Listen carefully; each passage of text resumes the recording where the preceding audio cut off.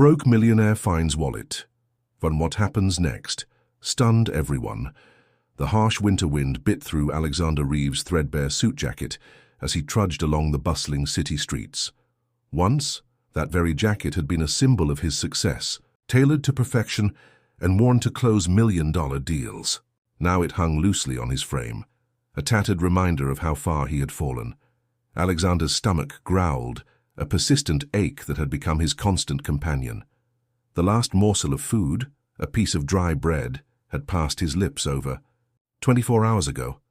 He couldn't decide which pain was worse, the gnawing hunger or the crushing weight of humiliation that pressed down on his shoulders. As he walked, the frosty air nipped at his exposed ankles where his trousers had frayed. His shoes, once Italian leather masterpieces, were now worn thin, the soles so decrepit he could feel every crack and pebble in the sidewalk. His toes, numb from the cold, curled instinctively with each step. It hadn't always been like this. Just 6 months ago, Alexander Reeves had been a name synonymous with success in the business world. He had closed deals that made headlines, dined at restaurants where reservations were impossible to get, and lived in a penthouse with a view that took in the entire city skyline. But a series of catastrophic events had brought his empire crashing down around him. First came the betrayal. His business partner and supposed friend, Marcus Denton, had embezzled millions from their company, leaving Alexander to face the consequences. Then, in a desperate attempt to recover his losses, Alexander had made a series of increasingly risky investments. Each one backfired spectacularly, compounding his financial woes.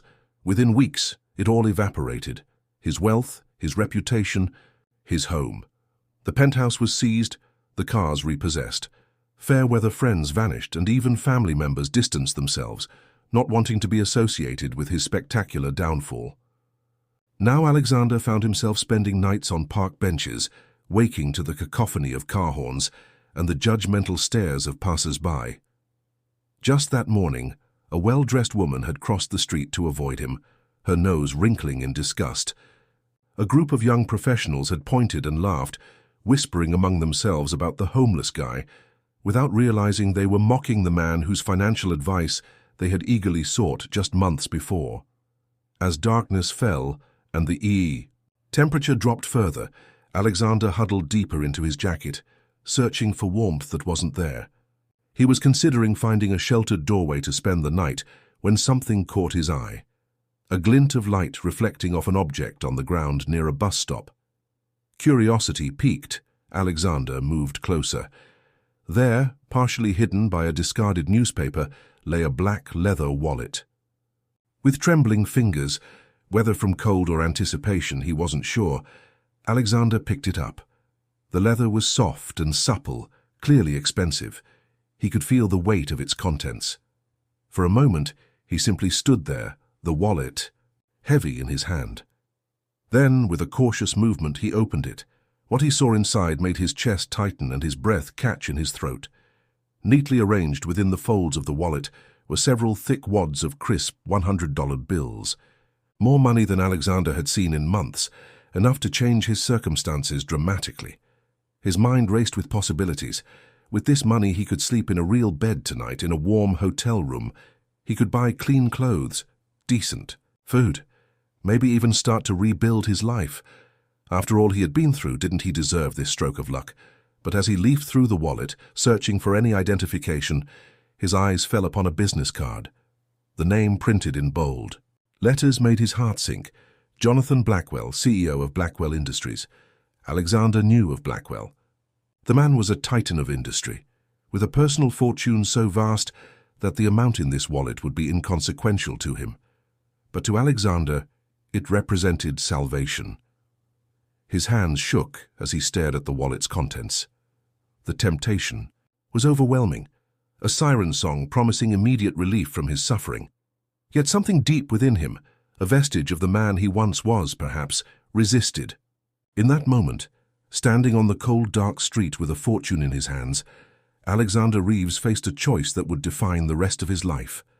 Alexander's fingers tightened around the leather wallet, its contents burning against his palm like a hot coal. The night seemed to close in around him, the busy street fading into a tunnel of indecision. Every fiber of his being screamed at him to take the money and run, to seize this chance at a fresh start. But the voice of his conscience, though weakened by months of hardship, refused to be silenced. It whispered of integrity, of the principles that had once been the foundation of his success. It reminded him of the man he had been and the man he still wanted to be. With a deep, shuddering sigh, Alexander closed the wallet. He couldn't do it. No matter how desperate his situation, he couldn't bring himself to steal even from someone who would hardly miss the money. That night, as he huddled in the relative shelter of a store's recessed doorway, sleep eluded him. The wallet seemed to pulse in his pocket, a constant reminder of the choice he had made. He thought of warm hotel rooms and hot meals, luxuries now so far out of reach. But beneath the pangs of hunger and the shivers racking his body, there was a small, warm glow of pride. He had been tested and had not found himself wanting. As dawn broke, painting the sky in hues of pink and gold, Alexander made his decision. He would return the wallet to its rightful owner.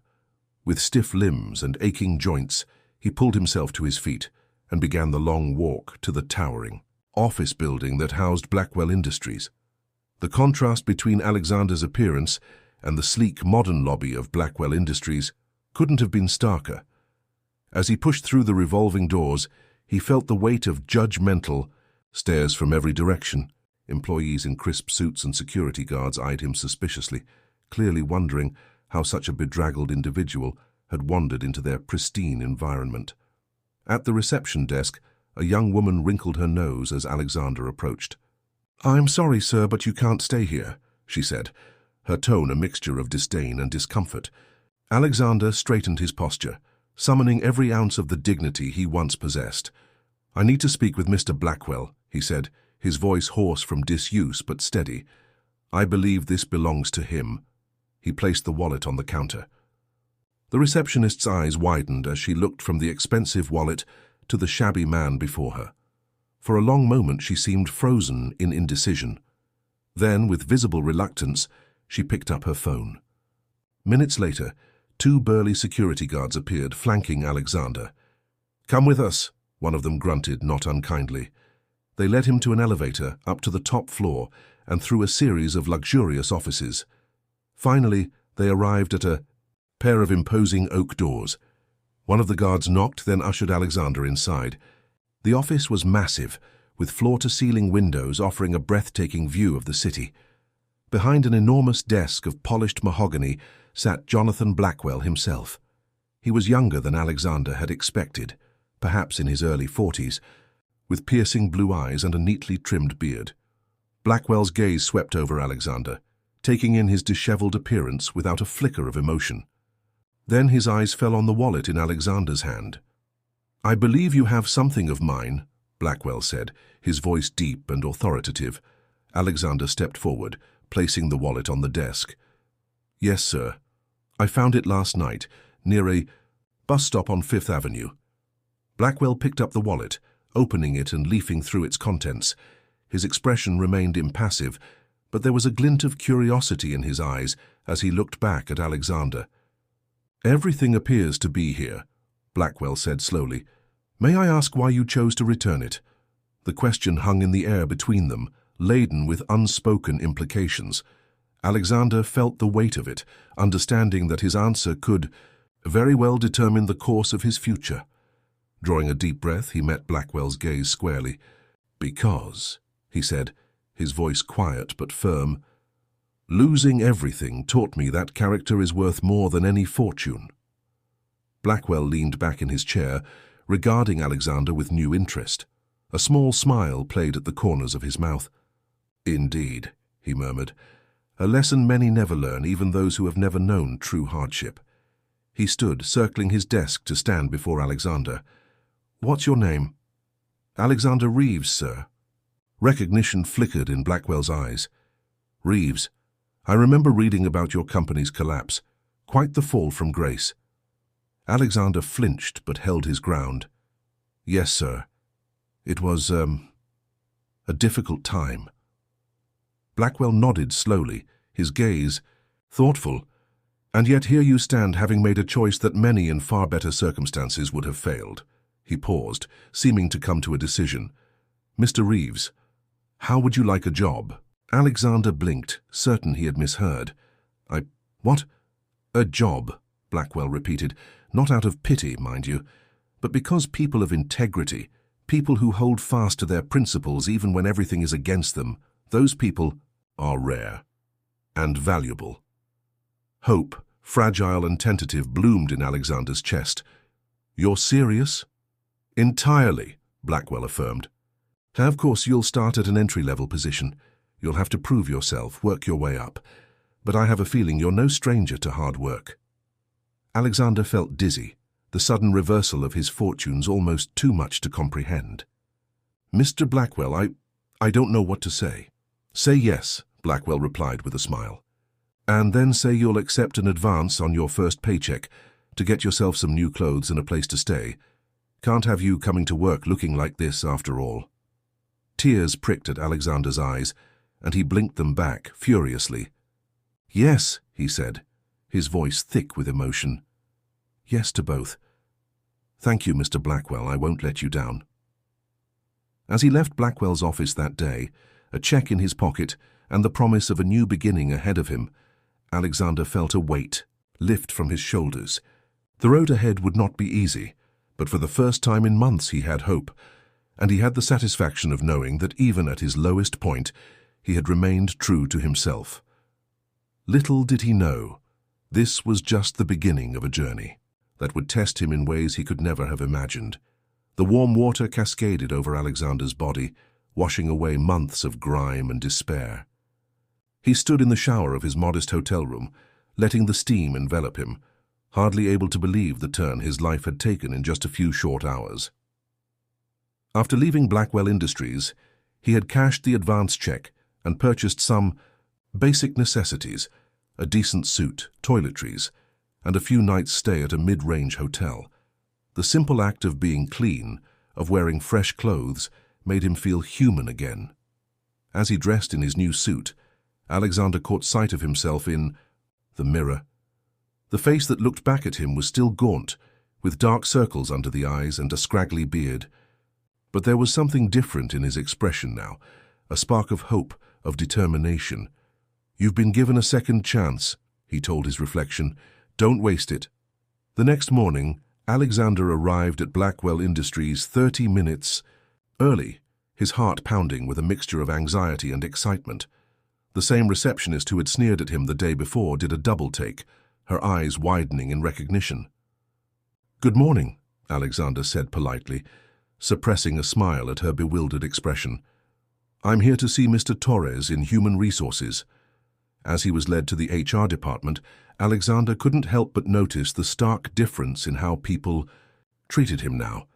Where before he had been met with disgust and suspicion, now he received polite nods and even a few smiles. It was a harsh reminder of how much appearance and circumstance colored people's perceptions. Mr. Torres, a rotund man with a friendly demeanor, greeted Alexander warmly. "Mr. Reeves, Mr. Blackwell told me to expect you. Let's get you set up. Shall we?" The next few hours were a whirlwind of paperwork, orientations, and introductions. Alexander learned that he would be starting in the company's data analysis department, a far cry from his former position as a CEO, but a role he was determined to excel in. As Mr. Torres showed him to his new workspace, a small cubicle in a sea of identical ones, he patted Alexander on the shoulder. "Mr. Blackwell doesn't often take a personal interest in new hires," he said in a conspiratorial whisper. "You must have made quite an impression. Word of advice, don't let it go to your head. Prove yourself through your work, and you'll do just fine here." Alexander nodded, grateful for the advice. "Thank you, Mr. Torres. I intend to do exactly that." Left alone in his cubicle, Alexander took a moment to absorb his surroundings. The computer before him was state-of-the-art, the chair ergonomically designed. On the desk was a small potted plant and a welcome card signed by his new team members. It was all so ordinary, so wonderfully mundane, that Alexander felt a lump form in his throat. Just days ago, he had been sleeping on park benches, scrounging for food. Now he had a job, a purpose. The gratitude he felt was overwhelming. But as he booted up his computer and began to familiarize himself with his new role, Alexander knew that gratitude alone wouldn't be enough. He had been given an opportunity, yes, but it was up to him to make the most of it. He had clawed his way to the top once before. He could do it again. This time, though, he vowed to do it differently. No cutting corners, no questionable alliances. He would rebuild his life and his career on a foundation of integrity and hard work. As the day wore on, Alexander threw himself into his tasks with a fervor that surprised even him. He had always been a quick learner, and despite the years that had passed since he'd done this kind of work, he found himself picking it up rapidly. His colleagues, initially wary of the new hire who seemed to have appeared out of nowhere with the CEO's backing, gradually warmed to him as they saw his dedication and willingness to ask for help when needed. By the time 5 o'clock rolled around, Alexander was exhausted but exhilarated. As he packed up his things, a young woman from the neighboring cubicle leaned over. "Hey, a bunch of us usually grab drinks after work on Fridays," she said with a friendly smile. "Want to join?" Alexander hesitated. Part of him wanted nothing more than to return to his hotel room to process the whirlwind of changes he'd experienced. But he recognized the importance of building relationships with his co-workers. "That sounds great," he said, returning her smile. "Thank you for inviting me." As he followed the group to a nearby bar, Alexander felt a mix of emotions. There was still a long road ahead, and he knew there would be challenges to face. But for the first time in months, he felt like he was on the right path. Little did he know the true tests of his character were yet to come. As weeks turned into months, Alexander settled into his new role at Blackwell Industries with a determination that bordered on obsession. He was consistently the first to arrive and the last to leave, poring over data sets and financial reports with a keen eye honed by years of experience. His colleagues, initially skeptical of the newcomer who seemed to have the CEO's favor, gradually came to respect his work ethic and expertise. Alexander found himself forming tentative friendships, particularly with Sarah Chen, the young analyst who had first invited him for drinks, and Michael Okoye, a veteran of the department, known for his dry wit and encyclopedic knowledge of the company's history. Yet even as he immersed himself in his work and began to rebuild his life, Alexander couldn't shake the feeling that he was being watched. Occasionally, he would glance up from his computer to find Jonathan Blackwell observing him from across the office floor, the CEO's expression unreadable. These brief encounters always left Alexander unsettled, wondering if he was living up to the faith Blackwell had placed in him. It was during one of their regular Friday evening gatherings at the local bar that Alexander first became aware of the whispers surrounding his sudden appearance at the company.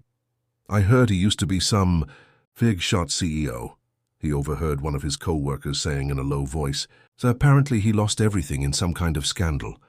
Makes you wonder what he did to get Blackwell's attention." Alexander felt his chest tighten, but he kept his expression neutral as he sipped his drink. He had known this moment would come, eventually.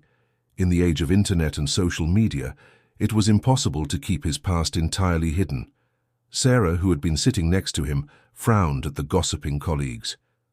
"Hey, that's enough," she said firmly. "Alexander's one of us now. His past is his business." The others looked abashed, quickly changing the subject. But Alexander could feel their curious glances, the weight of unasked questions hanging in the air. Later that evening, as they were leaving the bar, Sarah fell into step beside him. "I'm sorry about that," she said quietly. "People can be real jerks sometimes." Alexander gave her a small smile. "It's all right. I knew it would come up eventually." Sarah hesitated, then asked, "Is it true? Were you really a CEO?" For a moment, Alexander considered deflecting, but something in Sarah's open, honest face made him decide on honesty. "Yes," he admitted, "I was, and yes, I lost everything. But not because of a scandal. It was a series of bad decisions and worse luck." Sarah nodded, absorbing this information. "Well," she said finally, "for what it's worth, I think you're doing a great job here. Whatever happened before, it's clear you know your stuff." Her words warmed Alexander, reminding him that not everyone would judge him solely on his past. "Thank you, Sarah. That means a lot." As he walked home that night, Alexander's mind was troubled. He had been so focused on proving himself through his work that he had neglected to consider how his mysterious arrival might be perceived by his colleagues. He realized that if he wanted to truly rebuild his life and career, he would need to confront his past head-on. The opportunity to do so came sooner than he expected. The following Monday, he received an email from Jonathan Blackwell's assistant, requesting his presence in the CEO's office. With a mixture of anticipation and trepidation, Alexander made his way to the top floor. As he entered Blackwell's spacious office, he found the CEO standing by the floor-to-ceiling windows, gazing out at the city skyline. "Ah, Alexander," Blackwell said, turning to greet him. "How are you finding your work here?" "It's challenging and rewarding, sir," Alexander replied honestly. "I'm grateful for the opportunity." Blackwell nodded, a small smile playing at the corners of his mouth. "I've been receiving excellent reports about your performance. It seems my instincts about you were correct." "Thank you, sir. I'm doing my best to prove your faith in me wasn't misplaced." "Indeed." Blackwell paused, his piercing blue eyes studying Alexander intently.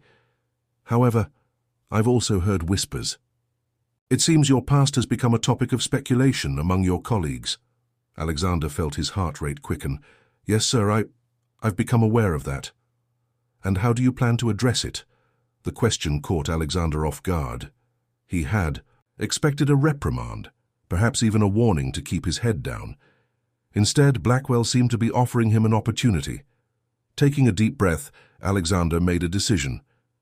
"With honesty, sir, I've made mistakes in my past, but I'm not ashamed of who I am or what I've been through. If my colleagues have questions, I'm willing to answer them." Blackwell's expression remained impassive, but there was a glint of approval in his eyes. "Good," he said. "Transparency can be a powerful tool, Alexander. Used wisely, it can turn potential weaknesses into strengths." He moved back to his desk, picking up a folder. "Which brings me to the reason I called you here. We have a new project coming up, one that I think you're uniquely qualified for." Alexander's curiosity was piqued. "Sir, we're looking to acquire a small but promising tech startup. However, their CEO is reluctant to sell. I want you to lead the negotiation team." Alexander blinked in surprise. "Me? But sir, I'm just a data analyst." "Surely there are others more qualified." Blackwell held up a hand, cutting him off. "You were a CEO, Alexander. You understand how they think, how they operate. More importantly, you understand the pressure they're under. I believe you can connect with this CEO in a way our usual negotiators cannot."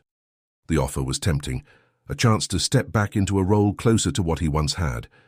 But Alexander hesitated. "Sir, if I may ask, why are you really doing this? Is this another test?"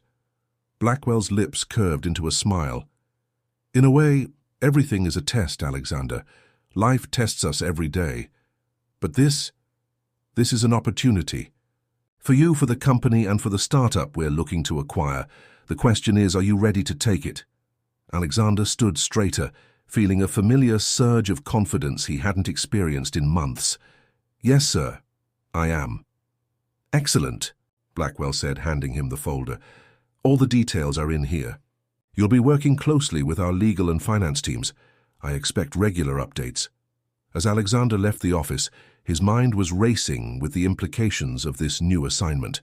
It was a chance to prove himself, to show that he still had the skills that had once made him successful. But it was also a risk. If he failed, he could lose everything he had worked to rebuild. Walking back to his cubicle, folder clutched tightly in his hand, Alexander felt a mixture of excitement and apprehension. He knew that the coming weeks would test him in ways he hadn't been tested in a long time. But as he sat down at his desk and opened the folder, he felt ready to face whatever challenges lay ahead. Little did he know, this assignment would lead him down a path that would force him to confront not just his past, but the very principles he had vowed to uphold. The startup that Blackwell Industries was seeking to acquire was called Neuralink, a small but innovative company specializing in artificial intelligence and machine learning. As Alexander delved into the details provided in the folder, he quickly understood why Blackwell was so interested in the acquisition. Neuralink's technology had the potential to revolutionize several of Blackwell Industries' key products, from financial analysis tools to consumer electronics. However, the folder also revealed why the startup's CEO, Dr. Evelyn Chang, was hesitant to sell. Dr. Chang was a brilliant computer scientist who had founded Neuralink with a vision of using AI to solve complex social problems. She feared that selling to a large corporation like Blackwell Industries would compromise that vision, forcing her technology to be used primarily for profit rather than social good. As Alexander prepared for the initial meeting with Dr. Chang, he found himself empathizing with her position. He remembered his own early days as a CEO, the idealism and passion that had driven him to build his company. It made him question the ethics of what he was about to do. The day of the meeting arrived, and Alexander found himself in a sleek conference room facing Dr. Chang and her small team. The contrast between the two groups was stark. Blackwell's team in their expensive suits, Neuralink's in casual attire that spoke of long nights coding rather than boardroom battles. Dr. Chang, a petite woman with sharp eyes and an air of quiet intensity, regarded Alexander with open skepticism. "Mr. Reeves," she said, her tone cool, "I must admit, I'm surprised to see you leading this negotiation. Your background is interesting." Alexander met her gaze steadily. "Dr. Chang, I believe in being transparent. Yes, my background is unusual. I've been a CEO, I've lost everything, and now I'm working my way back up. But that experience gives me a unique perspective on what you're facing right now." He leaned forward, his voice earnest. "I understand your concerns about selling. You've built something remarkable here, and you're worried about losing control of your vision. I get that, but I also see the potential for what we could achieve together." Dr. Chang's expression softened slightly, but she remained guarded. "Mr. Reeves, with all due respect, I've heard this pitch before. Every corporation that's come knocking has promised to respect our vision. But the reality is, once the papers are signed, it's all about the bottom line." Alexander nodded, acknowledging her point. "You're right to be skeptical, but what if we could structure this deal differently? What if instead of a full acquisition, we looked at a partnership model? One that would give you access to Blackwell's resources and market reach while allowing you to maintain control over the direction of your research." This caught Dr. Chang's attention. For the next few hours, they engaged in intense discussion, exploring various models of collaboration. Alexander found himself drawing on all his past experience, navigating the complex dance of negotiation with a skill he had feared he might have lost. As the meeting concluded, Dr. Chang's demeanor had shifted from outright opposition to cautious interest. "You've given us a lot to think about, Mr. Reeves," she said. "We'll need time to discuss this internally." Alexander nodded, feeling a mix of excitement and unease. He had opened the door, but he knew the real challenge was yet to come. As he left the Neuralink offices, he couldn't shake the feeling that he was walking a fine line between opportunity and exploitation. Back at Blackwell Industries, he gave Jonathan Blackwell a detailed report of the meeting. The CEO listened with interest, his expression unreadable. "Interesting approach, Alexander," Blackwell said when he had finished. "A partnership, rather, than an acquisition. It's not what I had in mind, but it has potential. Keep pushing in this direction. See if you can get them to agree to give us a controlling stake in any new technologies developed through the partnership." Alexander hesitated. "Sir, with respect, I think pushing too hard on that point might scare them off. Dr. Chang is very protective of her company's autonomy." Blackwell's eyes narrowed slightly. "I understand that, Alexander. But remember, our primary responsibility is to our shareholders. We need to ensure that this deal, whatever form it takes, provides maximum value for Blackwell Industries." As Alexander left Blackwell's office, he felt a familiar discomfort settling in his stomach. He understood the need to create value for the company, but he also felt a strong connection to Dr. Chang's desire to maintain the integrity of her vision. Over the next few weeks, Alexander found himself caught between two worlds. In meetings with Dr. Chang and her team, he advocated for a partnership that would preserve Neuralink's autonomy. In briefings with Blackwell and the Blackwell Industries Board, he faced increasing pressure to secure terms more favorable to their company. The strain began to show. Alexander's colleagues noticed the long hours he was putting in, the worry lines deepening on his forehead. Sarah, in particular, seemed concerned. "Alex, are you okay?" she asked one evening as they were both working late. "You seem stressed." Alexander gave her a tired smile. "I'm fine, Sarah. Just navigating some tricky waters with this deal." Sarah looked at him thoughtfully. "You know, when you first started here, I thought you were just another corporate climber, but I was wrong. You actually care about doing the right thing, don't you?" Her words hit close to home. Alexander sighed, running a hand through his hair. "I'm trying to, but sometimes it's hard to know what the right thing is." As he spoke, the words Alexander realized how true they were. He was standing at a crossroads, and the choice he made would define not just the outcome of this deal, but the kind of person he was choosing to be. With the final negotiation meeting looming, Alexander knew he had to make a decision. Would he push for the terms that Blackwell wanted, potentially compromising Neuralink's vision, but securing his own position within Blackwell Industries? Or would he advocate for a more balanced partnership, risking Blackwell's displeasure but preserving the integrity of both companies? As he prepared for the meeting that would determine the fate of Neuralink and, potentially, his own career, Alexander felt the weight of his past mistakes and his recent redemption pressing down on him. He knew that whatever choice he made, it would have far-reaching consequences. Little did he know the decision he was about to make would set in motion a chain of events that would shake Blackwell Industries to its core and force Alexander to confront the true cost of integrity in the cutthroat world of big business. The day of the final negotiation arrived, bringing with it a palpable tension that seemed to permeate the air of Blackwell Industries' executive conference room. Alexander stood by the floor-to-ceiling windows, gazing out at the city skyline as he waited for Dr. Chang and her team to arrive. His reflection stared back at him, a man caught between two worlds, struggling to reconcile his past with his present, his ambition with his conscience.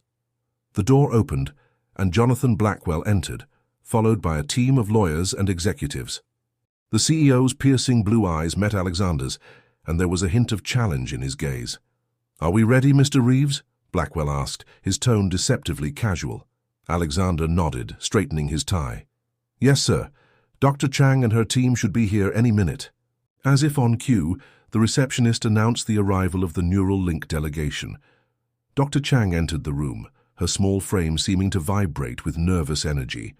Her eyes darted around the room, taking in the imposing figures of Blackwell's team, before settling on Alexander. There was a question in her gaze, a mixture of hope and wariness that made Alexander's heart clench. The meeting began with the usual pleasantries, but it quickly became clear that both sides were eager to get down to business. Alexander took the lead, as he had in previous negotiations, outlining the proposed partnership structure. "As we've discussed," he began, his voice steady despite the turmoil in his mind, "we're proposing a strategic partnership that would give Neuralink access to Blackwell's resources and market reach, while allowing you to maintain significant autonomy over your research and development." Dr. Chang nodded, her expression cautiously optimistic, but then Blackwell leaned forward, his charismatic smile not quite reaching his eyes. "However," he interjected smoothly, "given the significant investment we'd be making, we believe it's only fair that Blackwell Industries have a controlling stake in any new technologies developed through this partnership." The atmosphere in the room instantly changed. Dr. Chang's face fell, her body tensing as if preparing for a fight. "That wasn't part of our previous discussions," she said, her voice tight with barely contained anger. Alexander felt a bead of sweat form on his brow. This was the moment of truth, the crossroads he had been dreading. He could feel Blackwell's eyes on him, expectant, waiting for him to close the deal as instructed. But he could also see the betrayal in Dr. Chang's eyes, the fear that her life's work was about to be co-opted. In that moment, Alexander made his decision. "Dr. Chang is right," he said, his voice ringing out clearly in the tense silence of the room. "That wasn't part of our previous discussions, and I don't believe it's necessary for this partnership to be successful." He could feel the shock ripple through the room. Blackwell's team shifted uncomfortably in their seats, while Dr. Chang and her colleagues exchanged surprised glances. Blackwell's eyes narrowed dangerously. "Mr. Reeves," he said, his voice low and controlled, "perhaps we should take a brief recess to discuss our strategy." But Alexander stood his ground. "With all due respect, Mr. Blackwell, I don't think that's necessary. I believe the partnership structure we originally proposed is fair and beneficial to both parties. Neuralink's autonomy over their research is what makes them valuable to us. By respecting that, we ensure that they can continue to innovate in ways that will ultimately benefit Blackwell Industries as well." For a long moment, the room was silent. Alexander could feel his heart pounding in his chest, aware that he had just potentially torpedoed his career, but also feeling a sense of relief that he had stayed true to his principles. To everyone's surprise, it was Dr. Chang who broke the silence. "Mr. Reeves is right," she said, her voice filled with newfound respect. "The partnership he's proposing would allow us to maintain our integrity while still benefiting from Blackwell's resources. If those are truly the terms on the table, then I think we have the basis for an agreement." All eyes turned to Blackwell. The CEO's face was unreadable, his blue eyes boring into Alexander with an intensity that was almost physical. Then, slowly, a smile spread across his face. Not the charismatic grin he usually wore, but something smaller, more genuine. "Well played, Mr. Reeves," he said softly. Then, raising his voice to address the room, he continued, "I believe we have a deal to discuss, ladies and gentlemen. Shall we proceed?" The next few hours were a whirlwind of negotiations, with lawyers from both sides hammering out the details of the partnership agreement. Alexander found himself at the center of it all, mediating between Blackwell's team and Neuralink, ensuring that the spirit of the deal he had fought for was maintained in the fine print. As the meeting finally concluded and hands were shaken, Alexander felt a mixture of exhaustion and exhilaration. He had taken an enormous risk, but it seemed to have paid off. Dr. Chang approached him as the room began to clear, her eyes shining with a mixture of gratitude and respect. "Mr. Reeves," she said quietly, "I want to thank you. What you did today, but it wasn't just about business. You stood up for something important." Alexander nodded, feeling a warmth in his chest that had nothing to do with the success of the deal. "Your work is too important to be compromised, Dr. Chang. I'm just glad we found a way to make this work for everyone." As Dr. Chang and her team left, Alexander became acutely aware of Jonathan Blackwell's presence. The CEO had remained behind, watching the exchange with an unreadable expression. As the door closed behind the Neuralink team, Blackwell approached. "Alexander." "Walk with me, Mr. Reeves," he said, his tone neutral. They left the conference room together, walking in silence through the corridors of Blackwell Industries. Alexander's mind raced, trying to gauge Blackwell's mood to prepare for whatever consequences might be coming his way. Finally, as they reached Blackwell's private office, the CEO spoke. "That was quite a performance in there, Alexander. You directly contradicted my instructions, in front of our lawyers, our executives, and a potential partner, no less." Alexander took a deep breath, steeling himself. "Yes, sir, I did." "And why exactly did you feel that was necessary?" Alexander met Blackwell's gaze steadily. "Because it was the right thing to do, sir, for Neuralink, for us, and for the potential of this partnership. Forcing them to give up control of their innovations would have stifled the very creativity that makes them valuable to us." Blackwell was silent for a long moment, his piercing blue eyes studying Alexander intently. Then, to Alexander's surprise, he smiled. "Do you know why I hired you, Alexander? Why I gave you a chance when you were at your lowest point?" Alexander shook his head, uncertain. "Because I saw in you something rare in the business world. Integrity. The willingness to do the right thing, even when it costs you personally. Today you proved that my judgment was correct." Alexander blinked, taken aback by the praise. "Sir, I don't understand. I went against your direct instructions." Blackwell chuckled. "Yes, you did. And in doing so, you secured us a partnership. That has the potential to be far more valuable than a simple acquisition would have been." You saw the bigger picture, Alexander.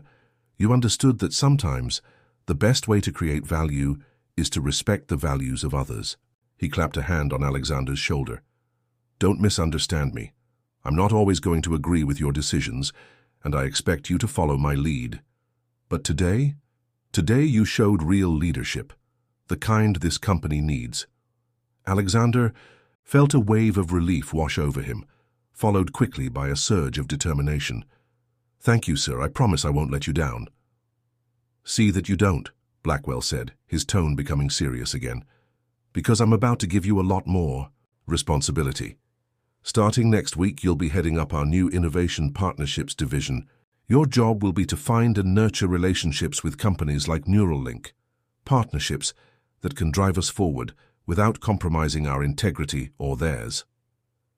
Alexander's mind reeled at the sudden promotion. It was more than he had ever expected, a chance to truly make a difference in the company and in the wider business world. So I'm honored, sir, he said, his voice thick with emotion. I won't let you down. As he left Blackwell's office that evening, Alexander felt as though he was walking on air. He had faced a moral crossroads and chosen the path of integrity, and, in doing so, he had not only maintained his principles but also advanced his career. But as he rode the elevator down to the ground floor, a small voice in the back of his mind whispered a note of caution.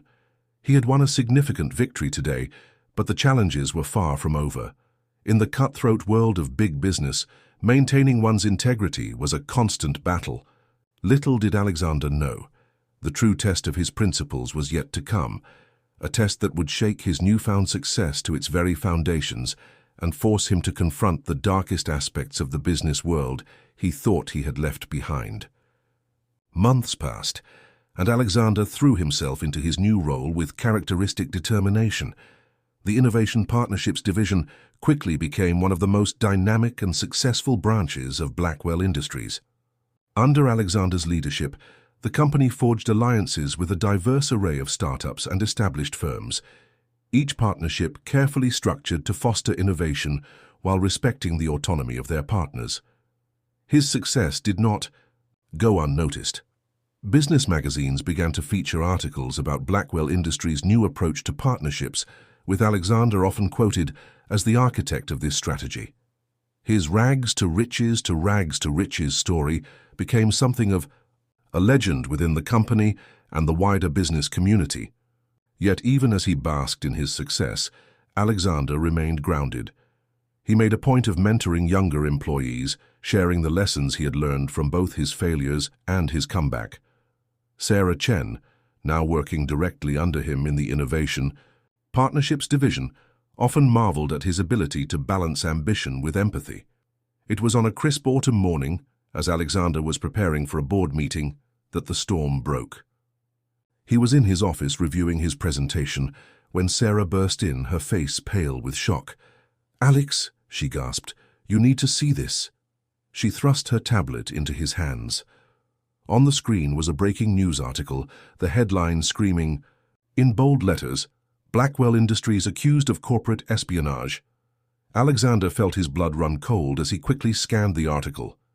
According to an anonymous whistleblower, Blackwell Industries had been using its partnerships to gain unauthorized access to its partners' proprietary technologies, stealing innovations and incorporating them into its own products without credit or compensation. Worse still, the article specifically mentioned the Innovation Partnerships division as the primary vehicle for this alleged espionage.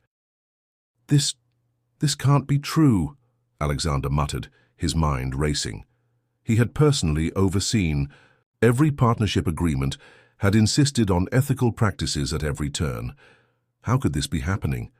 Before he could gather his thoughts, his phone buzzed with a message from Jonathan Blackwell, "My office now." The journey to Blackwell's office felt like the longest walk of Alexander's life. As he entered, he found not just Blackwell, but a room full of grim-faced executives and lawyers. Blackwell's usually composed demeanor was cracked, his face lined with worry and anger. "Explain this, Alexander," he said without preamble, gesturing to the news article displayed on a large screen. "Sir, I don't understand how this could have happened," Alexander began, his mind still reeling. "Every partnership we've entered into has been above board. We've respected all non-disclosure agreements, all intellectual property rights." "Clearly that's not the case," snapped one of the executives. "This whistleblower claims to have concrete evidence of theft. Do you realize what this could do to us? To our reputation? To our stock price?" As the room erupted into a cacophony of accusations and panicked strategizing, Alexander felt a cold dread settling in his stomach. He had worked so hard to rebuild his life, to prove that success could be achieved through integrity. Now, it seemed that it might all come crashing down around him once again. But even as he grappled with his own fear and confusion, a part of Alexander's mind remained clear, analytical. Something about this situation didn't add up. He had been meticulous in his oversight of the partnerships, had personally ensured that ethical guidelines were followed at every step. If there had been any espionage happening, it had occurred without his knowledge or consent. As the meeting wore on, with lawyers outlining potential defensive strategies and PR experts crafting statements, Alexander found his voice again. "We need to conduct our own internal investigation," he said firmly, cutting through the noise. "Before we say anything publicly, before we admit to or deny anything, we need to know exactly what happened." Blackwell, who had been uncharacteristically quiet, nodded slowly. "Alexander's right," he said, his voice grave. "We need facts, not speculation. Alexander, I want you to lead this investigation. You know the partnerships better than anyone. If there's been any wrongdoing, you'll be able to find it." Alexander felt the weight of responsibility settle on his shoulders. "Yes, sir," he said, straightening his posture. "I'll get to the bottom of this." As the meeting adjourned and the executives filed out, Blackwell held Alexander back. "I'm trusting you with this, Alexander," he said, his blue eyes boring into Alexander's. "Whatever you find, I want the truth, no matter how ugly it might be." Alexander nodded, a mixture of determination and apprehension coursing through him. "You'll have it, sir. I promise." As he left Blackwell's office, Alexander's mind was already racing, formulating a plan of action. He knew that the coming days and weeks would test him like never before. He would need to navigate a minefield of corporate politics, potential legal pitfalls, and his own ethical boundaries. But beneath his worry and fear, there was a spark of something else, a determination to uncover the truth, no matter where it led. For Alexander knew that this crisis was more than just a threat to his career or to Blackwell Industries. It was a challenge to the very principles he had fought so hard to uphold. As he walked back to his office, rolling up his sleeves both literally and figuratively, Alexander steeled himself for the battle ahead. Little did he know the investigation he was about to undertake would lead him down a rabbit hole of corporate intrigue, forcing him to confront not just external threats, but the shadows lurking within Blackwell Industries itself, and within his own past. The storm had only just begun. The next few weeks were a blur of activity for Alexander. He assembled a small, trusted team to assist with the investigation, including Sarah Chen and Michael Okoye, whose expertise in the company's systems proved invaluable. They worked long hours, poring over contracts, email correspondence, and financial records, searching for any sign of impropriety. As they delved deeper, a troubling pattern began to emerge. While the majority of the partnerships seemed clean, there were a few, primarily with smaller, more vulnerable startups, where the lines had been blurred. Technology transfers that weren't fully documented, meetings that occurred off the key, books, data access that went beyond the scope of the agreed-upon terms.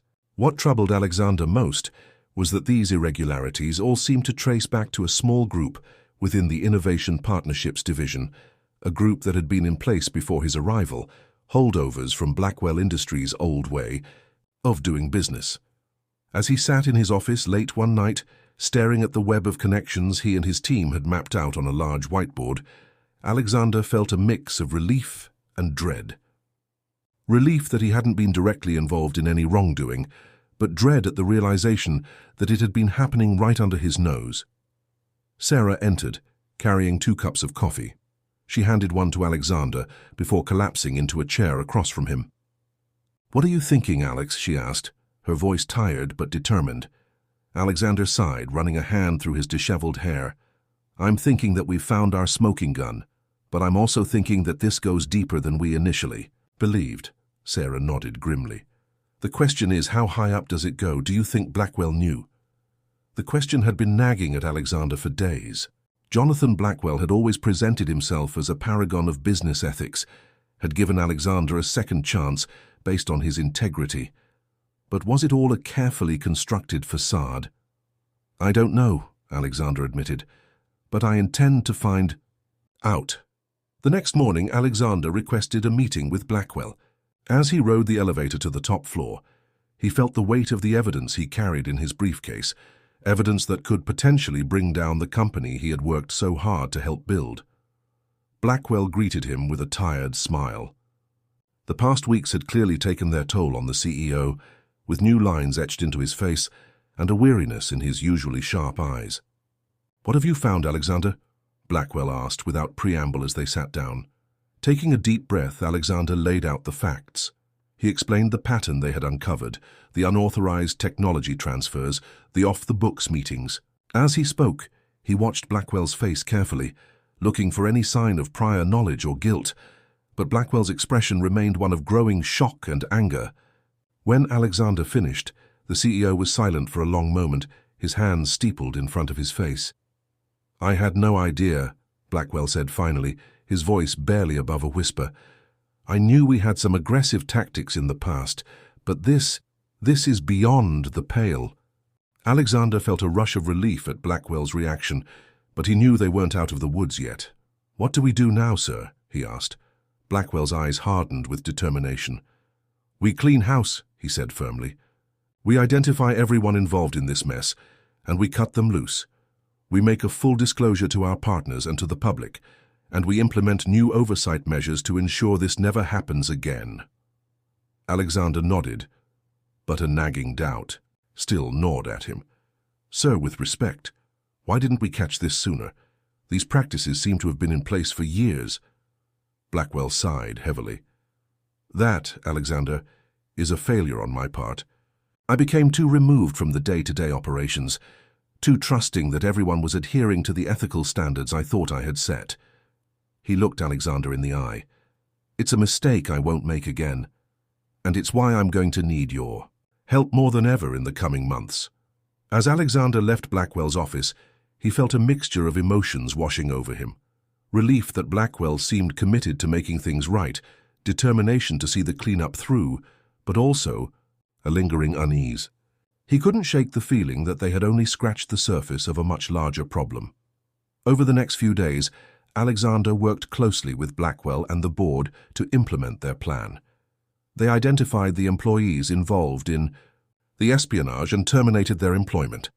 They reached out to affected partners, offering full disclosure and compensation. They drafted a public statement, taking responsibility for the failures and outlining their plan to prevent future transgressions. The fallout was severe. Blackwell Industries' stock took a significant hit, and several partners announced they would be severing ties with the company. The media had a field day, with pundits debating whether the once mighty corporation could survive the scandal. Through it all, Alexander found himself thrust into the spotlight as the face of the company's reform efforts. He gave interviews, testified before a congressional committee, and worked tirelessly to rebuild trust with partners and shareholders alike. It was exhausting, often thankless work, but Alexander found a sense of purpose in it. He was finally able to put into practice the lessons he had learned from his own fall from grace, the importance of transparency, accountability, and unwavering integrity. As the weeks turned into months, Blackwell Industries slowly began to recover. New partnerships were formed, this time with ironclad ethical safeguards in place. The stock price began to climb again, and the media narrative slowly shifted from scandal to redemption. But even as things improved, Alexander couldn't shake the feeling that something was still not right. There were moments, a hesitation, in Blackwell's voice, a document that didn't quite add up, that made him wonder if they had truly uncovered the full extent of the corruption. As he sat in his office late one night, staring out at the city lights, Alexander made a decision. He had come too far, fought too hard for his principles to let any stone remain unturned.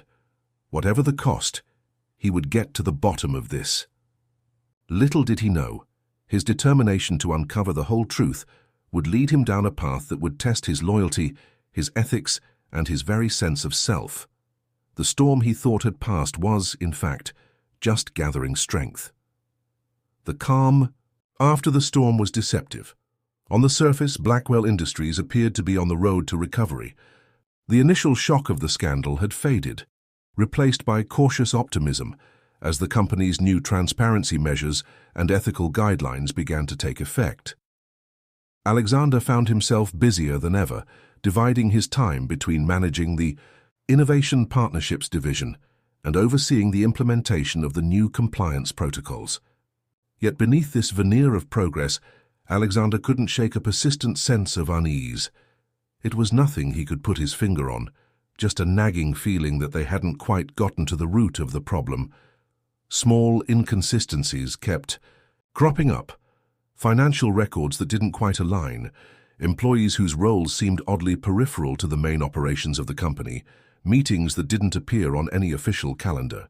One afternoon, as Alexander was reviewing some of these anomalies with Sarah, a soft knock on his office door interrupted their discussion.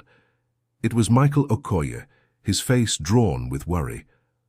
"Alex, Sarah, I think you need to see this," he said, his voice low and urgent. Michael closed the door behind him and produced a flash drive from his pocket. "I've been doing some deep dives into our network traffic, looking for any lingering signs of the data breaches we uncovered," he explained, as he plugged the drive into Alexander's computer. "But I found something else instead, something that doesn't make sense." A series of charts and logs appeared on the screen. To Alexander's untrained eye, it looked like a mess of data points and timestamps.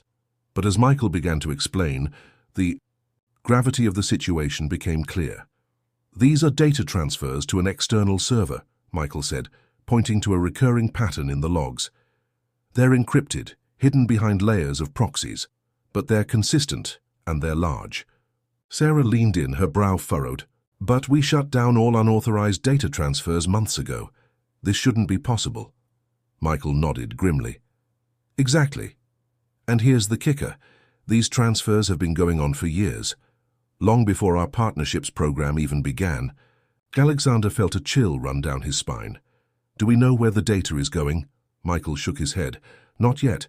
The encryption is top-notch, and the proxy network is incredibly complex. It would take resources way beyond what I have access to in order to trace it." For a long moment, the three of them sat in stunned silence, the implications of Michael's discovery hanging heavy in the air. Finally, Alexander spoke, his voice tight with controlled emotion. "We need to take this to Blackwell. Now." But as they stood to leave, Sarah placed a hand on Alexander's arm. "Wait," she said, her eyes filled with concern. "Alex, we need to be careful. If this goes as high up as it seems to, we don't know who we can trust." Alexander paused, the weight of her words sinking in. She was right. If there was a secret operation running within Blackwell Industries, one that had managed to stay hidden even through their intensive investigations, they had no way of knowing how far the deception reached. "You're right," he said finally. "We keep this between us for now. Michael, I need you to dig deeper. See if you can find any clues about where this data is going, or who might be authorizing these transfers." Michael nodded, his face set with determination. "I'm on it, but Alex, be careful, whoever is behind this. They're not going to like us poking around." As Michael left, Alexander turned to Sarah. "We need to start our own investigation off the books. Can I count on you?" Sarah's response was immediate. "Absolutely. Where do we start?" Over the next few weeks, Alexander, Sarah, and Michael worked in secret, using every spare moment to unravel the mystery of the hidden data transfers. They combed through financial records, cross-referenced employee schedules, and discreetly interviewed colleagues about any unusual activities they might have noticed. Slowly, a picture began to emerge, one that was as disturbing as it was incredible. The unauthorized data transfers seemed to be part of a much larger operation, one that extended beyond Blackwell Industries and into a network of shell companies and offshore accounts. But the true breakthrough came late one night, as Alexander was poring over some particularly obscure financial documents. Buried in the footnotes of a subsidiary's quarterly report was a reference to a company he had never heard of, Prometheus Consulting. A quick search revealed nothing about the company. No website, no public records, nothing. It was as if Prometheus Consulting didn't exist. And yet, here it was, receiving regular payments from a Blackwell Industries subsidiary for unspecified consulting services. Alexander's heart raced as he dug deeper. The payments to Prometheus Consulting aligned perfectly with the timing of the mysterious data transfers Michael had uncovered. It was the missing piece of the puzzle, the link between Blackwell Industries and whatever shadowy organization was receiving their data. But as Alexander prepared to share his discovery with Sarah and Michael, a new email popped up in his inbox. The sender was unfamiliar, the subject line blank. With a sense of foreboding, Alexander opened the message. Inside was a single line of text. "Stop digging, Mr. Reeves. Some secrets are best left buried." Alexander felt his blood run cold. Somehow, someone knew about their secret investigation, and they were willing to threaten him to keep their operation hidden. As he sat there, staring at the ominous message on his screen, Alexander realized that he had stumbled onto something far bigger and more dangerous than he had ever imagined. The shadows he had sensed lurking at the edges of Blackwell Industries were deeper and darker than he could have known. He was no longer just fighting to save a company or to uphold his principles. Now he was in a battle for the truth itself, and perhaps for his very survival. With shaking hands, Alexander picked up his phone to call Sarah and Michael. Whatever was going on, whatever forces they were up against, he knew one thing for certain: they were in this together, and they would see it through to the end. As he dialed, Alexander couldn't shake the feeling that he was standing on the precipice of something that would change not just his life, but the entire landscape of the business world. The storm he had sensed gathering was about to break, and he was at its very center. The following days were a blur of furtive meetings and clandestine investigations. Alexander, Sarah, and Michael worked tirelessly, always looking over their shoulders, always careful not to arouse suspicion. They had agreed to continue their official duties as normal, not wanting to tip off whoever had sent the threatening email that they were undeterred. Their breakthrough came, ironically, through a stroke of bad luck. Sarah had been working late. One night, cross-referencing employee access logs with the timing of the mysterious data transfers, when she accidentally knocked over her coffee mug. As she hurriedly mopped up the spill, she noticed something odd about the stain it left on one of the documents, a faint outline of text that hadn't been visible before. Intrigued, Sarah held the paper up to the light, and her eyes widened in shock. Hidden within the watermark of the official Blackwell Industries stationery was a tiny, almost imperceptible logo, the same stylized flame she had seen associated with Prometheus Consulting. When she shared her discovery with Alexander and Michael the next day, it was like a key turning in a lock. Suddenly, patterns they hadn't seen before came into focus. The logo appeared in the most innocuous places, on the back of ID badges, in the corner of certain internal memos, even etched faintly into the glass of particular conference rooms. "It's like a secret language," Michael mused, his voice hushed with awe and fear. "A way for those in the know to recognize each other and their secure locations." Alexander nodded grimly. "And a way to hide an entire shadow organization in plain sight. The question is, how high up does this go?" As they dug deeper, the truth they uncovered was staggering. Prometheus Consulting wasn't just a shell company. It was the visible tip of an iceberg, a vast network of interconnected entities that seemed to extend into every corner of the global business world. And at the center of it all, pulling the strings, was a figure known only as the architect. But as they got closer to the truth, the danger increased. Strange accidents began to occur. A near miss with a speeding car as Alexander crossed the street. A suspicious fire in the apartment building next to Sarah's. The message was clear. Someone wanted them to stop investigating, and they were willing to go to extreme lengths to make that happen. Despite the mounting pressure, Alexander refused to back down. He had come too far, sacrificed too much to give up now. But he also knew that they couldn't continue like this forever. They needed help, someone with the resources and power to protect them and bring the truth to light. It was Sarah who suggested reaching out to Evelyn Chang, the CEO of Neuralink. She has no connection to Blackwell's old guard, Sarah pointed out, and she has a vested interest in exposing any corporate malfeasance. Plus, her AI technology might be able to help us make sense of all this data. Alexander agreed, and under the guise of a routine partnership meeting, he met with Dr. Chang in a secure location. When he laid out everything they had discovered, her reaction was one of shock, followed quickly by determination.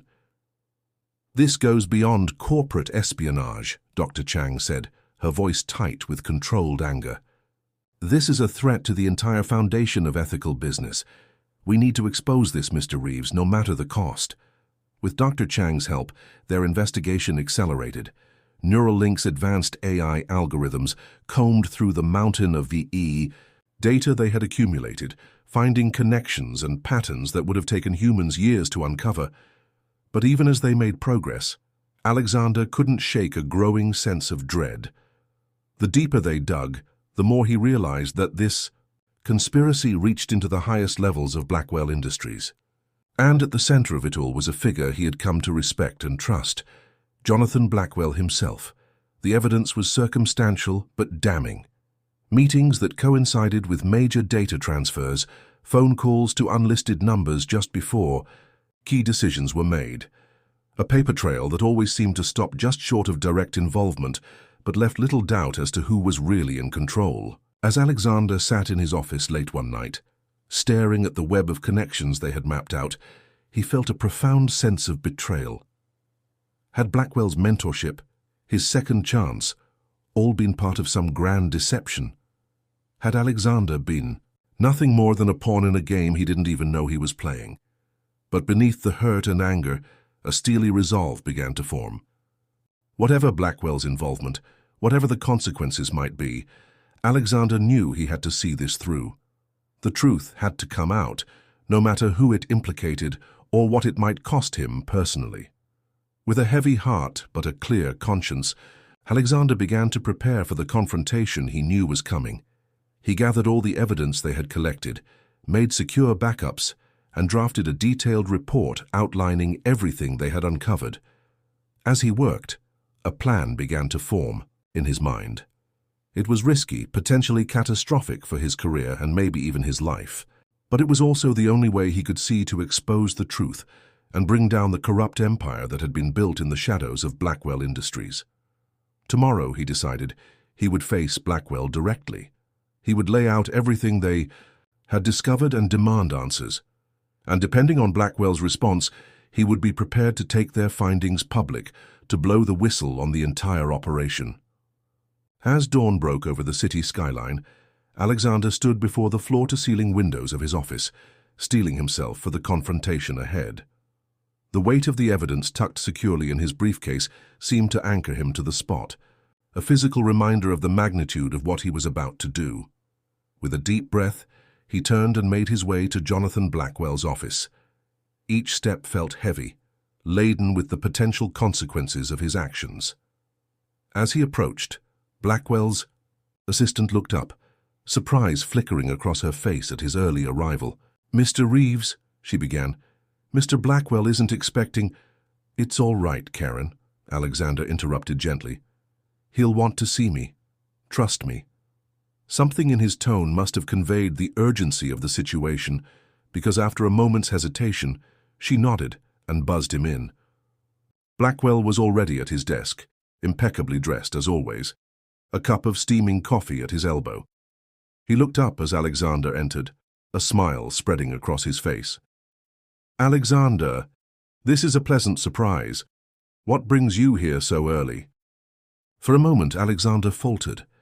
The warmth in Blackwell's greeting, so at odds with the cold, calculating mastermind he had come to suspect, made him question everything. But then he remembered the evidence, the threats, the lives put at risk. His resolve hardened. "We need to talk, Jonathan," he said, his voice steady.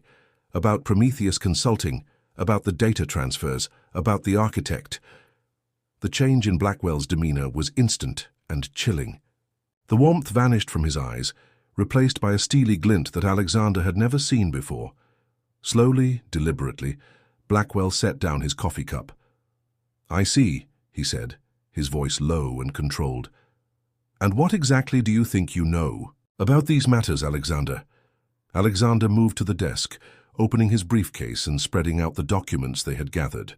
"I know that Blackwell Industries has been at the center of a massive web of corporate espionage and market manipulation. I know that data has been stolen from our partners, that shell companies have been used to hide illegal activities. And I know, Jonathan, that all signs point to you being at the heart of it all." Blackwell said nothing for a long moment, his eyes scanning the documents before him. When he finally looked up, his expression was unreadable. "You've been busy," he said softly. "I'm impressed, Alexander, truly. But do you have any idea what you're really dealing with here?" "I know enough," Alexander replied firmly. "Enough to go public if necessary. Enough to bring this whole house of cards tumbling down." Blackwell leaned back in his chair, regarding Alexander with what almost looked like pity. "Oh, Alexander, you always were idealistic. It's what I admired about you, you know. But idealism has no place in the real world of business." He stood, moving to the windows to gaze out at the city below. "What you've uncovered, it's so much bigger than you can imagine. Prometheus the architect, these are just small parts of a system that's been in place for decades.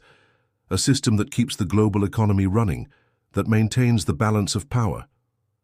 Alexander felt a chill run down his spine.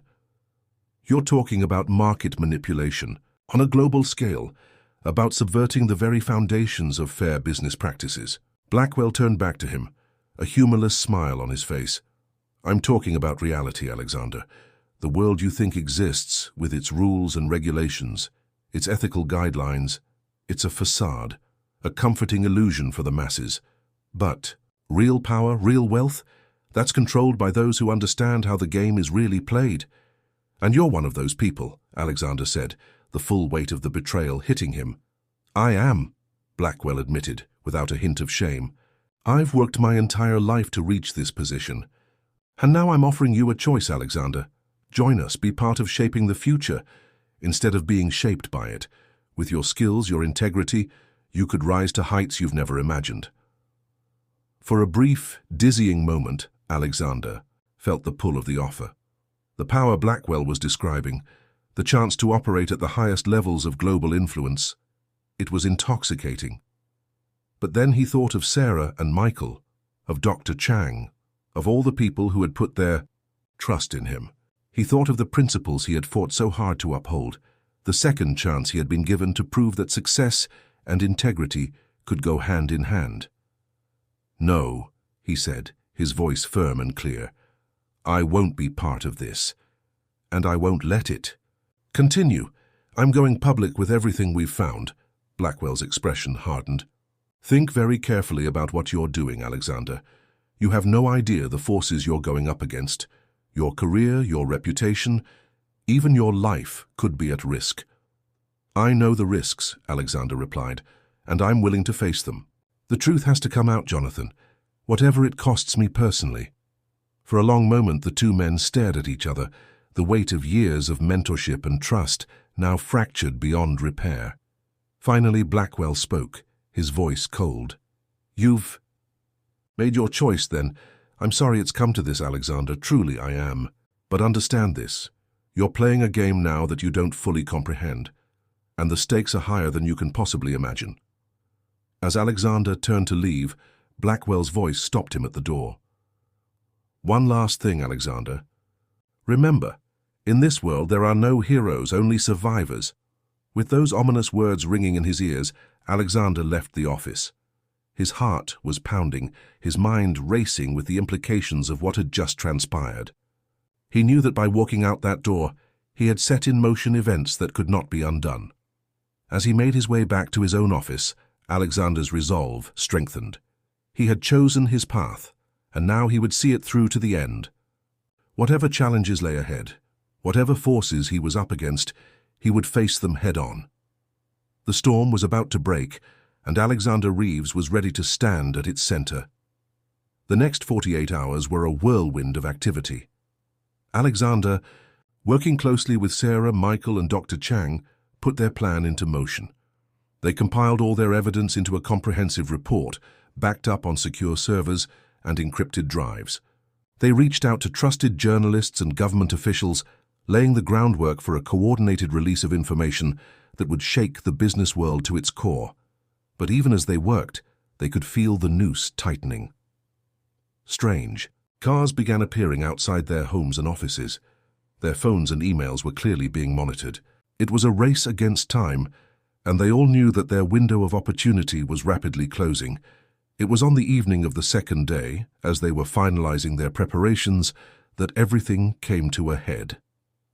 Alexander was in his office, double-checking the security of their data backups, when Sarah burst in, her face pale with fear. "They're here," she gasped. "Security teams in the lobby. They're saying it's a routine inspection. But Alex, they're armed." Alexander's mind raced. They weren't ready yet. The journalists weren't in place, the government contacts hadn't confirmed their support. If Blackwell's people got to them now, everything they had worked for could be lost. Making a split-second decision, Alexander grabbed the encrypted drive containing their evidence. "We need to get out of here," he said, his voice tense but controlled. "Now, call Michael, tell him to meet us at the rendezvous point." As they made their way through the back stairwell, Alexander could hear the commotion growing on the floors below. His heart pounded in his chest, every shadow seeming to hide a potential threat. They had almost reached the underground parking level when a voice rang out behind them. "Stop right there!" Alexander turned to see two security guards, their hands on their weapons. For a moment, time seemed to stand still. Then, without warning, the lights in the stairwell went out. In the sudden darkness, Alexander felt Sarah's hand grab his arm, pulling him forward. They stumbled down the last few steps, pushing through the door into the parking garage. As their eyes adjusted to the dim light, they saw a car pull up, its engine purring quietly. The window rolled down, revealing Michael's tense face. "Get in!" he hissed. They dove into the car, just as shouts echoed from the stairwell. As Michael peeled out of the garage, Alexander looked back to see figures emerging into the lot, their shouts fading as the car picked up speed. "Where are we going?" Sarah asked, her voice shaky. "To Dr. Chang," Michael replied, his eyes fixed on the road. "She's arranged a safe house for us. We should be able to finish our work there and get the information out." As they drove through the night-shrouded city, weaving through back streets to shake any potential tail, Alexander felt a strange calm settle over him. They were now fully committed, outlaws in a battle against forces more powerful than they had ever imagined. Hours later, as dawn began to break, they arrived at a nondescript suburban house on the outskirts of the city. Dr. Chang met them at the door, ushering them inside to a room filled with computers and communications equipment. "We don't have much time," she said without preamble. "Blackwell's people are already spinning a story about corporate espionage, painting you as the key villains. We need to get our version of events out there before it's too late." For the next several hours they worked tirelessly. Alexander coordinated with journalists, providing them with carefully curated evidence packages. Sarah managed their secure communications, ensuring that their message was reaching the right people. Michael and Dr. Chang worked on cracking the final layers of encryption on the most damning pieces of evidence. As the sun climbed higher in the sky, they began to see the fruits of their labor. News alerts started popping up on their phones.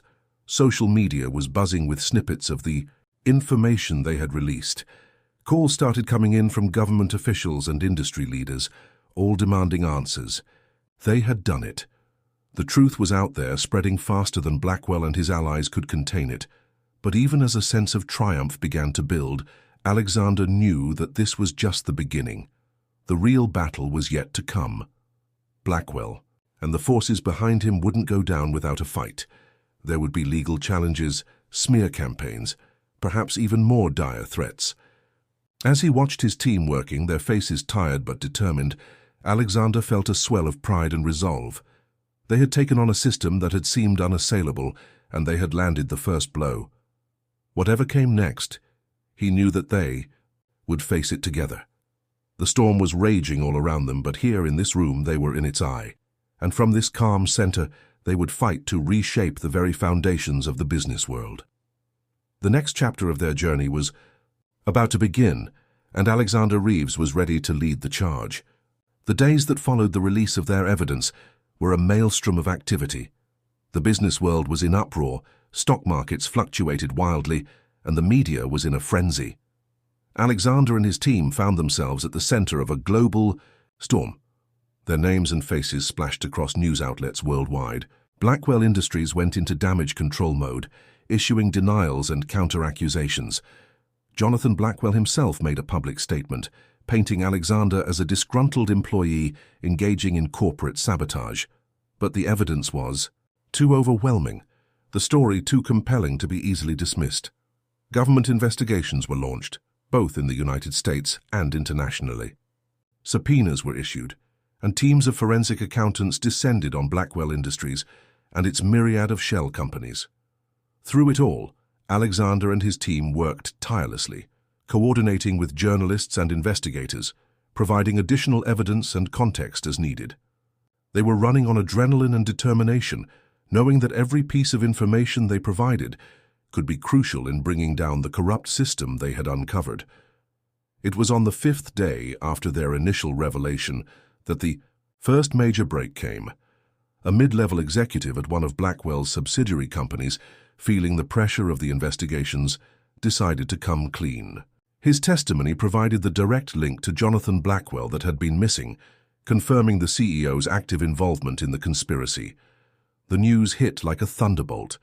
Blackwell Industries' stock plummeted, and calls for Jonathan Blackwell's arrest grew louder.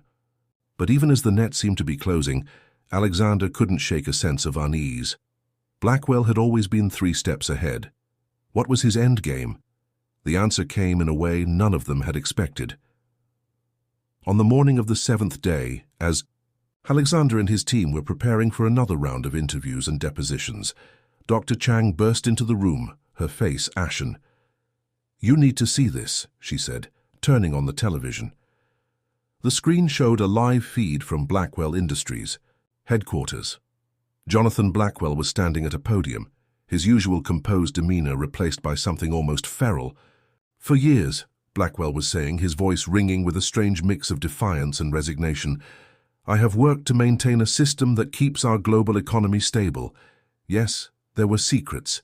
Yes, there was manipulation, but it was all in service of a greater good, a world where markets are predictable, where chaos is kept at bay." Alexander and his team watched in stunned silence as Blackwell continued, laying bare the full scope of the conspiracy. He named names, political leaders, industry titans, even heads of state, all complicit in the grand design. "And now," Blackwell concluded, his eyes seeming to bore through the camera, "it's all coming apart. Alexander Reeves and his band of idealists have opened Pandora's box. They thought they were serving the cause of justice, of transparency, but they have no idea the forces they've unleashed." With those final, ominous words, Blackwell stepped away from the podium. The feed cut out, leaving Alexander and his team in shocked silence. For a long moment no one spoke, then Sarah voiced what they were all thinking. "What do we do now?" Alexander took a deep breath, his mind racing to process the implications of what they had just witnessed. "We keep going," he said firmly. "Blackwell's confession changes things, but it doesn't change our mission. If anything, it makes what we're doing even more important." Over the next few hours, as the world reeled from Blackwell's revelations, Alexander and his team worked to consolidate their position. They reached out to their contacts in the media and government, providing context and additional evidence to support Blackwell's claims. But even as they worked, Alexander couldn't shake a growing sense of the enormous responsibility they now faced. They had set out to expose corruption in one company, and instead had uncovered a global conspiracy that touched every corner of the business world. As night fell, Alexander stepped outside the safe house for a moment of quiet reflection. The weight of the past week, of the choices he had made and the consequences that had followed, settled heavily on his shoulders. A soft voice behind him broke into his thoughts. "You did the right thing, you know." It was Dr. Chang, her eyes tired but filled with a fierce pride. Alexander sighed. "Did I? Look at the chaos we've caused. The markets are in free fall. People's lives are being upended. Dr. Chang placed a gentle hand on his arm. Sometimes things need to break before they can be rebuilt stronger. What you've done, it's given us a chance to create a more transparent, more ethical business world. It won't be easy, but it's necessary. As they stood there in the quiet of the night, Alexander felt a renewed sense of purpose washing over him. Yes, they had unleashed chaos. But with that chaos came opportunity, the chance to reshape the very foundations of global business. Tomorrow would bring new challenges, new battles to fight. But for now, in this moment, Alexander allowed himself to feel a glimmer of hope for the future they were fighting to create. The storm was far from over, but for the first time, Alexander could see the possibility of clear skies ahead. 1 year had passed since the day Alexander Reeves and his team had exposed the global conspiracy that had shaken the foundations of the business world. The intervening months had been a whirlwind of legal proceedings, public hearings, and intense media scrutiny. The aftershocks of their revelations were still reverberating through every sector of the global economy. Alexander stood at the podium, looking out over a sea of faces: journalists, business leaders, government officials, and ordinary citizens who had come to hear him speak.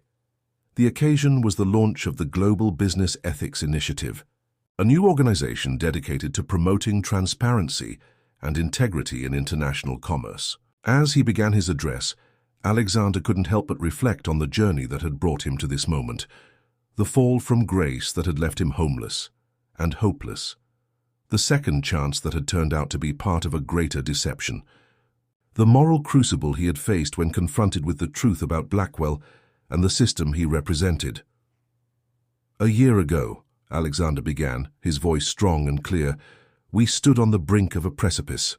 The exposure of long-standing corruption and manipulation in our global business systems led many to believe that capitalism itself was fatally flawed. Some called for the dismantling of our entire economic structure. Others argued that the old ways, however unethical, were necessary for stability." He paused, his eyes scanning the audience. "But I stand before you today with a different message. The revelations of the past year have not shown us the failure of capitalism, but rather the failure of our stewardship of it. We allowed greed and secrecy to corrupt a system that, at its best, can drive innovation, create prosperity, and solve global challenges." Alexander's voice grew more passionate as he continued. "The Global Business Ethics Initiative is founded on a simple but powerful idea: that transparency, integrity, and social responsibility are not obstacles to business success, but the very foundations of sustainable prosperity. We believe that ethical business practices are not just morally right, but economically smart."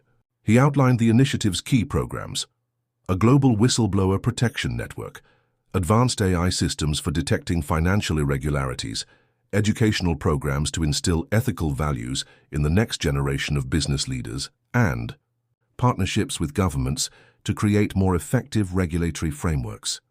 "But perhaps most importantly," Alexander said, his tone becoming more personal, "this initiative is about restoring trust, trust between businesses and consumers, trust between corporations and their employees, trust in the very idea that the pursuit of profit can coexist with the pursuit of the greater good." As he concluded his speech, Alexander reflected on the team that had made all this possible. Sarah Chen, now the initiative's chief technology officer, had developed cutting-edge systems for ensuring corporate transparency. Michael Okoye headed up their global education programs, and Dr. Evelyn Chang, whose AI expertise had been crucial in unraveling the conspiracy, now led a think tank dedicated to ethical applications of artificial intelligence in business. The applause that followed his speech was thunderous, but Alexander found his eyes drawn to a quieter corner of the auditorium. There, away from the spotlight, he saw faces he recognized: former colleagues from Blackwell Industries, small business owners whose lives had been upended by the economic turbulence of the past year, even a few reformed executives who had once been part of the corrupt system, but now sought redemption. As he stepped down from the podium, Alexander was mobbed by well-wishers and reporters. But he made his way through the crowd to that quiet corner, wanting to connect with the people, whose lives had been most directly affected by his actions. An older man approached him, his face weathered but his eyes bright. "Mr. Reeves," he said, extending his hand, "I used to work in middle management at one of Blackwell's subsidiaries. Lost my job when it all came crashing down. I'll admit I was angry at you for a long time." Alexander tensed, unsure of where this was going, but the man surprised him with a smile. "But you know what? Losing that job was the best thing that ever happened to me. It forced me to start my own business, something I'd always dreamed of but never had the courage to do. And now I'm doing better than ever, and I'm proud to say my company is 100% ethically run." Stories like this, Alexander realized, were the true measure of their success. Not the headlines or the policy changes, but the individual lives that had been transformed, the small acts of integrity that were rebuilding the business world from the ground up. As the day wore on, and the launch event turned into a more informal gathering, Alexander found a quiet moment with Sarah, Michael, and Dr. Chang. They stood together on a balcony overlooking the city, the setting sun painting the sky in hues of orange and gold. "We did it," Sarah said softly, a note of wonder in her voice. "We really did it." Michael nodded, his usual sarcasm replaced by genuine emotion. "It's just the beginning, though. We've got a long road ahead." "Sure, but it's a road worth traveling," Dr. Chang added, her eyes shining with determination. Alexander looked at each of them in turn, feeling a profound sense of gratitude. "I couldn't have done any of this without you," he said, "whatever challenges we face going forward. I'm honored to face them with this team." As they stood there watching the sun set on one era and rise on another, Alexander felt a sense of peace settle over him. The storm had passed, and though the waters might still be choppy, they had charted a course toward a more ethical, more transparent future. He thought back to that cold night when he had found Blackwell's wallet, the moment of choice that had set this all in motion. In choosing integrity over easy gain, he had started a chain reaction that had changed the world. As the last light faded from the sky, Alexander made a silent vow. He would spend the rest of his life working to prove that ethics and success could go hand in hand, that the business world could be a force for good in the world. It wouldn't be easy, but nothing worthwhile ever was. The future was unwritten, full of challenges and opportunities. But for the first time in a long time, Alexander Reeves looked toward that future with hope, determination, and an unshakable belief in the power of doing the right thing. You may also like one of the 2 videos on the screen. Feel free to watch them now or subscribe to the channel to watch them later. Thanks for watching.